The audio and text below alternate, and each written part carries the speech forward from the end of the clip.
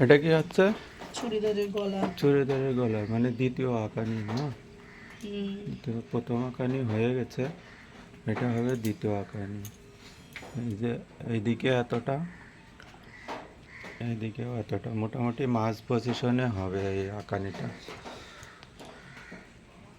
মাঝ পজিশনে এই যে পাখি মতো কত সুন্দর আঁকাচ্ছে না? কতটুক টাইম লাগবে আঁকাতে? মিনিট দুয়েক, 1-2 মিনিট। 1-2 মিনিট লাগে বলে? তাও না লাগতে পারে। এই দেখো।